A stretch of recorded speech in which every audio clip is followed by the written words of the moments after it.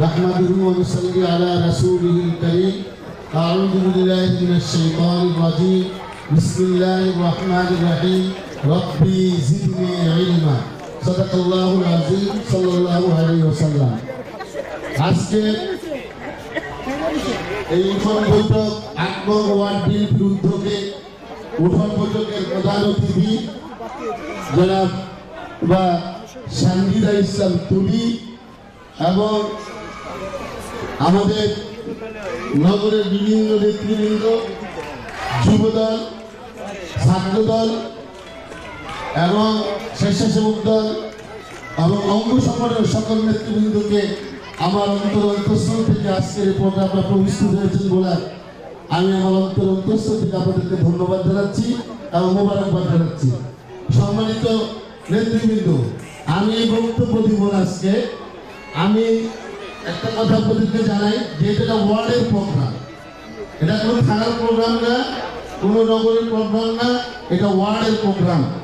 আমি প্রথমে একটু 2-1 মিনিটের মধ্যে শেষ করবো, আমার বক্তব্য আমি দিব না, যেহেতু আমার ওয়ার্ডে আমি ব্যতীত 71 জন কমিটির সদস্য আছে। অন্তত যারা ভাইটাল পোস্টে আছেন তাদের নামগুলো আমার বলা আমার জন্য ফরজ হয়ে গেছে, কারণ তারা কিন্তু আমার পিছনে নাই, তারা আমার পিছনে নাই।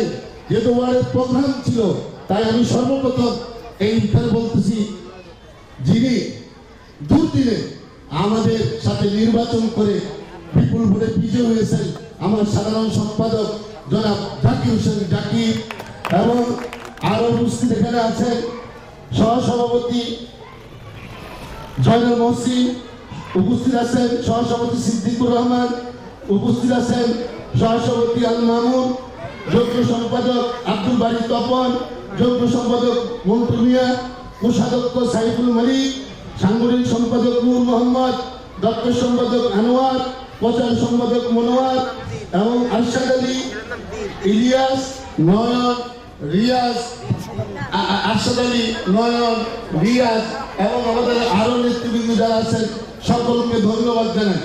আমি বক্তব্যের মধ্যে একটা কথাই বলবো, আল্লাহ তাআলার হুকুমে সম্মান অর্জিত হয়, যেটা মিষ্টিআপা বলে গেছেন।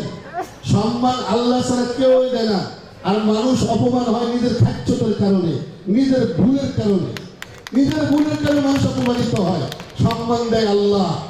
তাই আমরা এখানে অনেক ক্যান্ডিডেট ছিলেন, নামগুলা বললাম না, যেহেতু মিষ্টিভাবি বলছেন।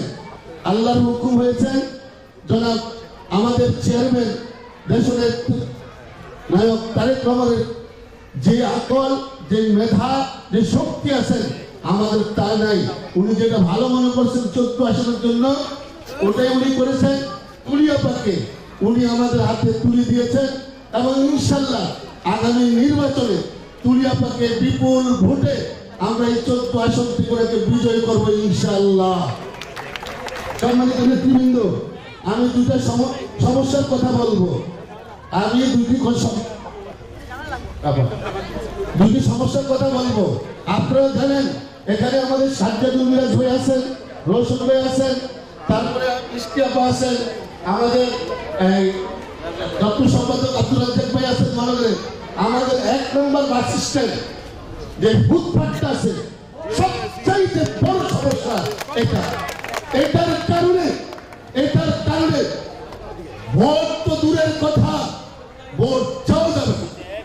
কারণ 17 বছর আওয়ামী লীগের সন্ত্রাসীরা এই 1 নম্বর মুক্তিযোদ্ধা মার্কেট, মুক্ত বাংলা, কুসুম বাগদার, শাহালি, গভর্নমেন্ট মার্কেট, সমস্ত মার্কেট তারা এইসব লুটপাট করে দিয়েছে।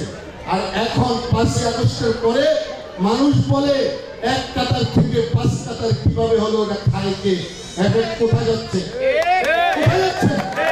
অনেকে বলেন, কথা বললেন, বাস্তব সত্যটা বলে।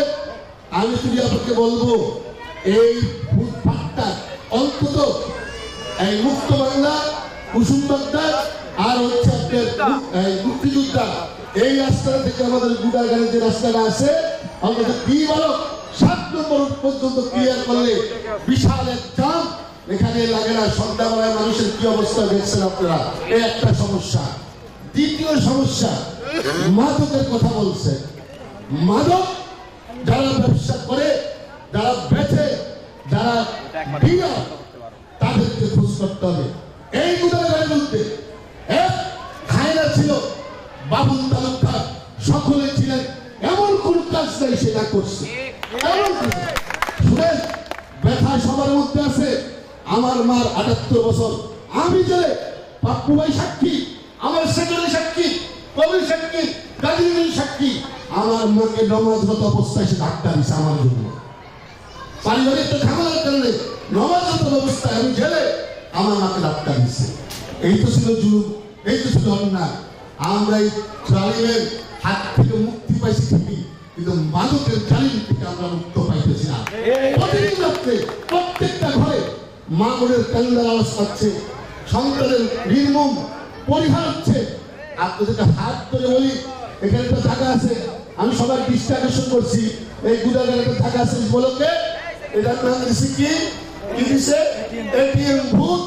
দিনের বেলা আপনারা দেখবেন ওই ভূত থেকে মাদক নিচ্ছে কে, মাদক দিচ্ছে কে। তাই আমি আমার বক্তব্য বিরত করবো না। আজকের প্রোগ্রাম দ্বারা আমাদেরকে সহযোগিতা করেছেন, আমি আশা করব আগামী নির্বাচনে এরকম সহযোগিতার হাত বাড়িয়ে আমাদের নেত্রী, আমাদেরকে যিনি তারেক রহমান আমাদেরকে যে আমানত দিয়েছেন, তাকে আমরা বিপুল ভোটে বিজয় করব ইনশাআল্লাহ। এই বলে আমার বক্তব্য আমি শেষ করছি।